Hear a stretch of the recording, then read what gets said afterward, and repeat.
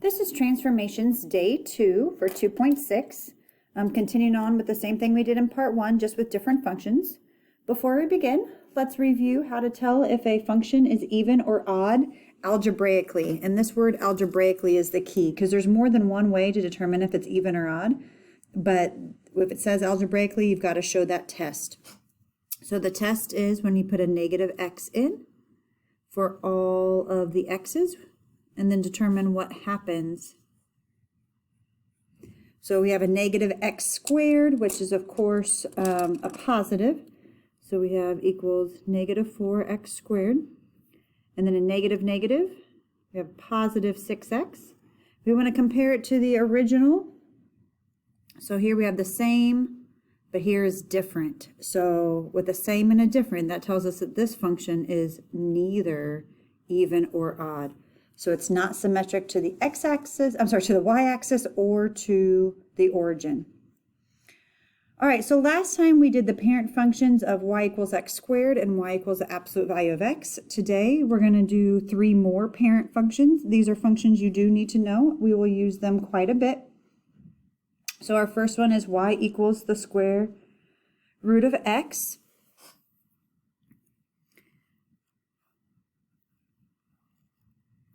And on this one, we're going to start at 0, 0, because 0 is the lowest number that we can put in and still take the square root. And then the square root of 1 is 1. We could go to 2, but the square root of 2 is not a nice number. So I go to the next square root, that is. Square root of 4 is 2, and square root of 9 is 3. So 0, 0, 1, 1, and then go all the way to 4 to get to 2, and all the way to 9 to get to 3. And this is our parent function. What it should look like is half of a sideways parabola.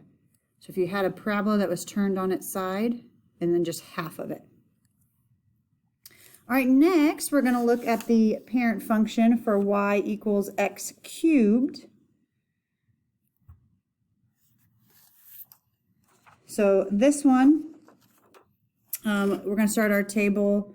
It doesn't really have a vertex, but it is symmetric to the origin. So if we start with the origin in the middle and then do a couple points on either side, it'll give us a nice graph for that.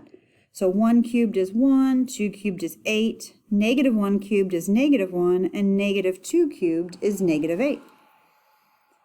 So once we put these on here, you'll see a nice cubic. I like to call these John Travoltas because they look like John Travolta doing the Saturday Night Fever thing. That's what the parent function for that cubic looks like. All right, and then our last parent function is the cube root. So we've done square and square root. We've done absolute value. We've done cube. Now we're going to do cube root. So when we make our table for cube root, it doesn't have the same restrictions that the square root has because it's okay to have negatives with cube roots.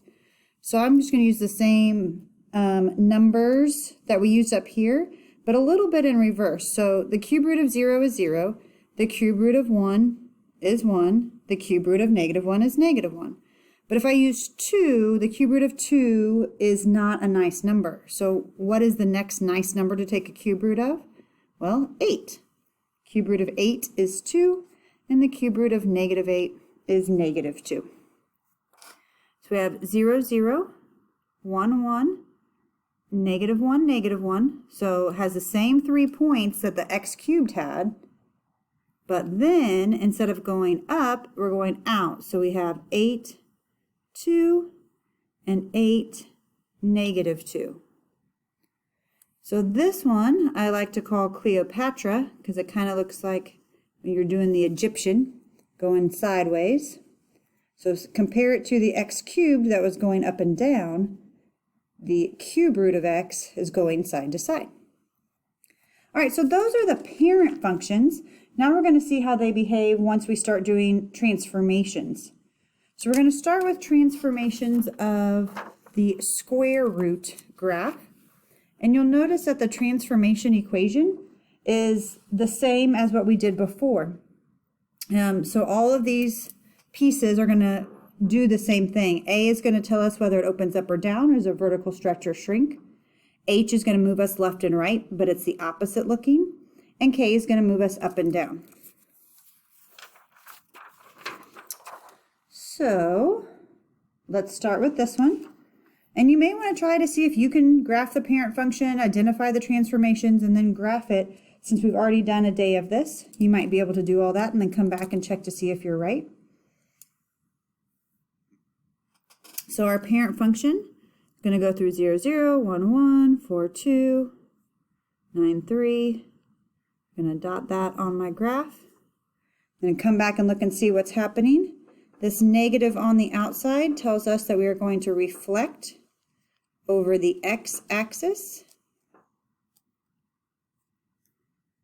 And then we have a -4. The -4 is outside of the square root. So that's our k value. So that's going to go down 4. So we reflect. That 0, 0 doesn't go anywhere, but then down 4. 1, 2, 3, 4. Reflect. 1, 2, 3, 4. This one reflects. 1, 2, 3, 4. All right.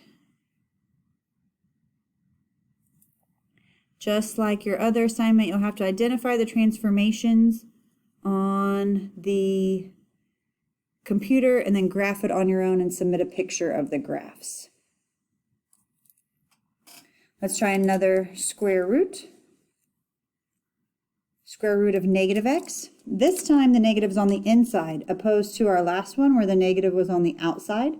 So outside, reflect over the x-axis. Inside tells us to reflect over the y-axis.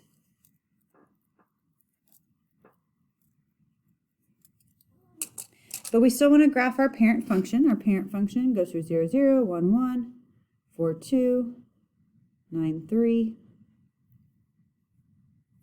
And then we also need the reflection over the y. So 0, 0 doesn't move, but 1, 1 reflects. 4, 2 is now -4, 2.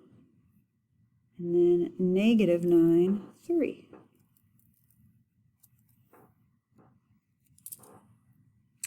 All right, let's do a transformation with a cube. So remember that cube looks like the John Travolta for the parent function.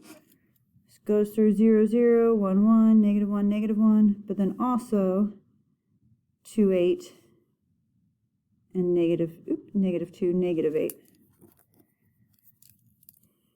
So this is our original, or our parent function, what it's based off of. And then we want to take a look at the transformations. So we have this negative on the outside. So that is going to reflect over the x-axis. And then we have this -4 on the inside, so that represents the h value. H value is the opposite of what it looks like. So even though it looks like a -4, we're going to go to the right 4. So reflect over the x-axis, that 0, 0 wouldn't move, but then we would go to the right 4. 1, 2, 3, 4. This one, reflect over the x, then move to the right 4. This one reflects over the x, meaning it would go up, then right 4. If this one reflected over the x, it's going to be way down here, but then to the right 4. And this one reflects over the x way up here. 1, 2, 3, 4. And so this is still going to have that same John Travolta curve. It's just curving the other way. All right, and let's try a cube root transformation. Remember, cube roots are the ones that look like Cleopatra. So they're the sideways ones. Go through 0, 0, 1, 1, and 8, 2. -1, -1, and -8, -2. That's what we're starting with. Now we need to identify these transformations here. So negative on the inside, that's a reflection over the y-axis. And then on the outside of the function, that +2, that represents the k value. So that would go up 2. So this point isn't going to reflect anywhere, but then we go up 2. This one goes over the y-axis before we go up 2. This one over the y-axis. Oops, y-axis goes this way, up 2. I accidentally reflected over the x. This one over the y-axis will go all the way over here, and then up 2. This one over the y-axis, and up 2. So it's still that sideways Egyptian looking